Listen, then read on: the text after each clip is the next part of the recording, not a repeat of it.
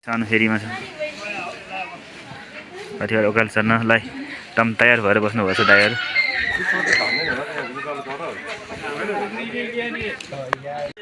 ल है हामी पाठीभाडा दर्शनको लागि पैदल यतै काफ्ले पाटीबाट हामी सानो फेरी पनि भन्छन् काफ्ले पाटीबाट आज ठुलो फेरीसम्मको यात्रा हो।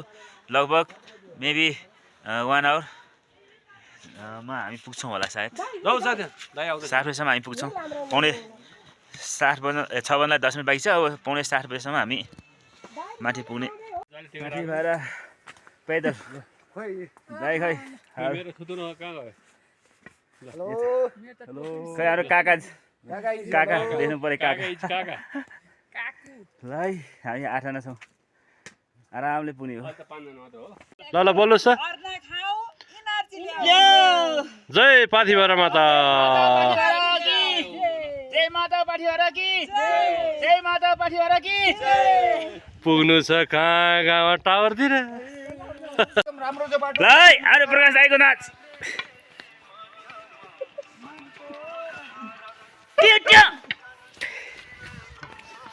काठमाडौँ सहर ल हामी लाइनमा पुग्नु लाग्छौँ। हामी 5 मिनट माथि होटेल देखिसके दाइ।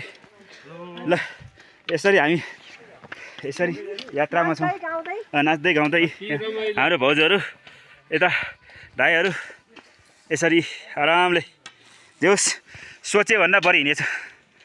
1.5 घन्टा भनेको 1 घन्टा पुग्ने टाइममा पुग्यो हामी तल फेरिबाट माथि फेरि। ल यस्तै हो भने भोलि 1.5 घन्टा माथि पुग्नेछौँ। ल हाम्रो बस्ने होटेल चाहिँ कञ्चनजङ्घा।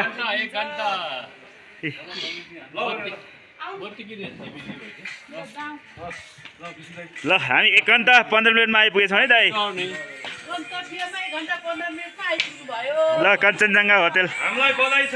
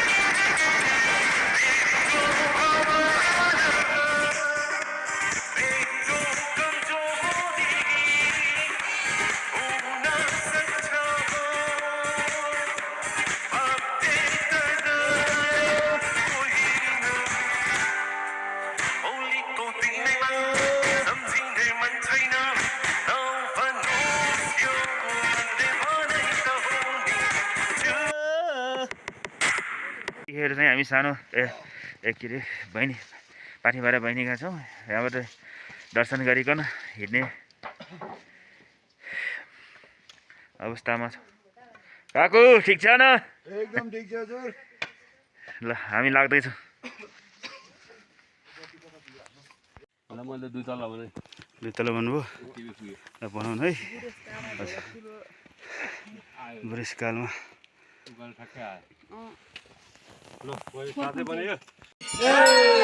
पाठीभाडा माता की जय पाठीभाडा माता की। ल हामी लगभग ठुलो फेरीबाट माथि यहाँ पाठीभाडा मन्दिरसम्म आइपुग्दाखेरि 2 घन्टा लाग्यो। यहाँ भन्नुहोस् त दिदी कति घन्टा लाग्यो? 2 घन्टा। ए हाम्रो दिदीहरू यता दाइ सबैजना एकदम 2 घन्टाले कुशल 2 घन्टा यो एकदम थोरै समयमा आइपुग्यो हामी। भक्तजनहरुमा हामी पर्ने भयो।